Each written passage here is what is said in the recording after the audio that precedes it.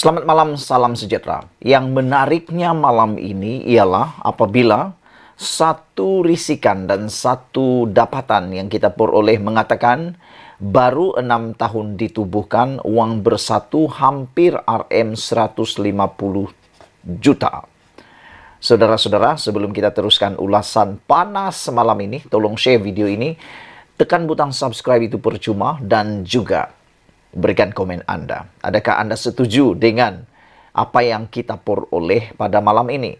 Semua ini dipetik daripada BN Online, menulis baru 6 tahun ditubuhkan, uang bersatu hampir RM 150 juta. Itu dipersoalkan oleh Syafiq Fadli. Menjadi satu persoalan juga yang boleh kita ulas dan boleh kita sama-sama fikirkan kelogikan apa yang dinyatakan oleh Syafiq ini. Baru 6 tahun parti ditubuhkan, tapi uang bersatu ada hampir 150 juta. Bagaimana itu boleh diperoleh, dari mana sumbernya, dan bagaimana ada sebuah parti yang baru setahun jagung ini mempunyai kekayaan sedemikian rupa. Tidak heranlah kalau parti UMNO yang jadi persoalan. Ada orang persoalkan mengapa UMNO pun kaya tidak dipersoalkan. UMNO sudah lebih daripada 60 tahun.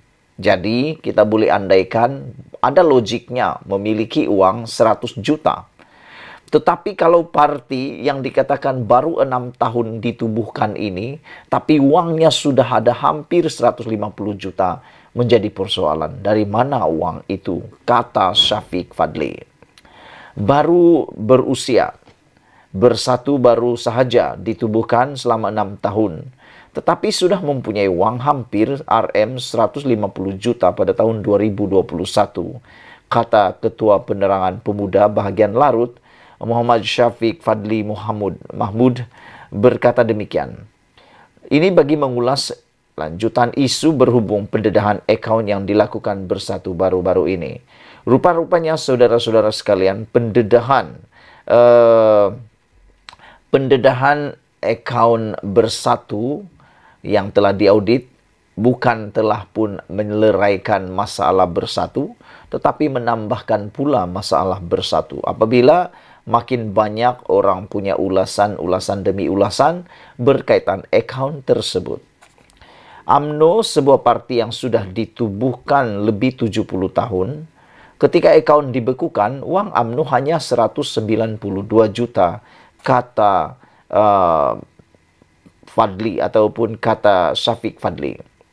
Jadi PBM pula baru 6 tahun ditubuhkan, tapi sudah ada uang hampir RM 150 juta pada 2021 dan menerima derma RM 300 juta, kata Syafiq menerusi hantaran Facebooknya hari ini.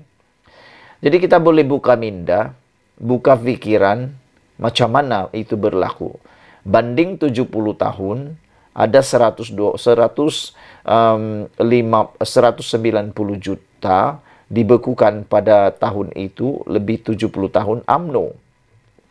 Manakala PBM pula, Parti Bersatu Malaysia, baru 6 tahun dibekukan akaun atas siasatan daripada SPRM, tapi sudah punya duit 150 juta pada tahun 2021 dan menerima derma pula RM 300 juta. Itu yang didakwa oleh Syafiq menerusi hantaran di Facebooknya.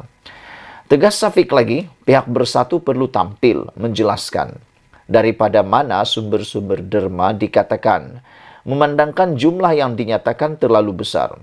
Selain daripada itu, sebelum ini kita telah bacakan satu sumber daripada SPRM mengatakan bahawa 10 kontraktor yang telah diberikan pelbagai projek semasa Kerajaan Perikatan Nasional telah pun dikatakan menderma lebih daripada 300 juta. Jadi itu pun perlu diperjelaskan. Siapa 10 kontraktor yang menurut laporan daripada laporan sebelum ini kita sudah bacakan, dan apa status kontraktor tersebut, kenapa mereka begitu baik hati, kenapa mereka begitu murah hati menderma sehingga 300 juta tersebut. Ini yang menjadi persoalan. Oleh sebab itu, tegas beliau, yaitu Syafiq, Beliau kata pihak bersatu perlu tampil menjelaskan daripada mana sumber derma yang dikatakan memandangkan jumlah yang dinyatakan itu terlalu besar. Dalam masa yang sama, siasatan ke atas dana tersebut perlu dilakukan segera bagi memastikan sama ada wujudnya kepentingan daripada pihak penderma atau tidak, kata beliau. Rakyat perlu tahu siapa penderma yang begitu pemurah itu, tambahnya lagi. Saudara, yang lebih mengejutkan kita ialah apabila Tun Mahathir dan Muhyiddin disaman pula kemarin berkaitan dengan penamatan projek HSR. Jadi boleh katalah Muhyiddin sekarang sudah jatuh ditimpa tangga pula.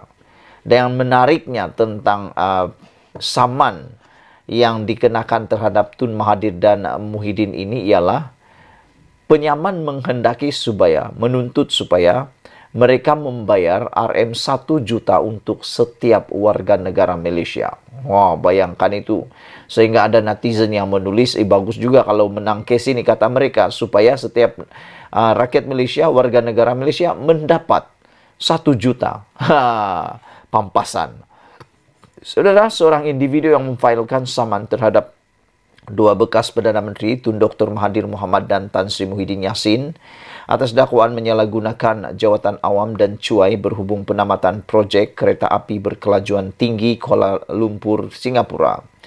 Muhammad Hatta Sanuri, 47 tahun, yang memfailkan saman itu menerusi Tetuan Mohaji Hazuri N. Ismail pada 30 Disember tahun lepas, turut menamakan bekas Menteri di Jabatan Perdana Menteri Ekonomi Datuk Seri Mustafa Mohamed, bekas Menteri Pengangkutan Datuk Seri Dr. Wee Ka Siong dan kerajaan selaku defendant pertama hingga kelima.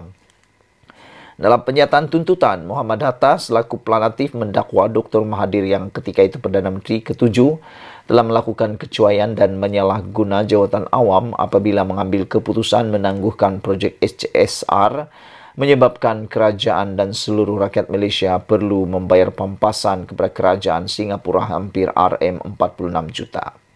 Pelanatif juga mendakwa Muhyiddin ketika itu Perdana Menteri ke-8 turut cuai dan menyalahguna jawatan awam apabila menamatkan projek berkenaan sehingga kerajaan dan semua rakyat Malaysia, termasuk Telanatif selaku pembayar cukai, perlu mengeluarkan wang lebih sebagai pampasan pembatalan perjanjian dua hal antara Malaysia tersebut. Dakwa beliau, Pelanatif Mustafa yang bertanggungjawab dalam menguruskan projek itu, telah melakukan kecuaian ketika menangguhkan projek tersebut sehingga menyebabkan wang negara perlu dikeluarkan sebanyak RM46 juta.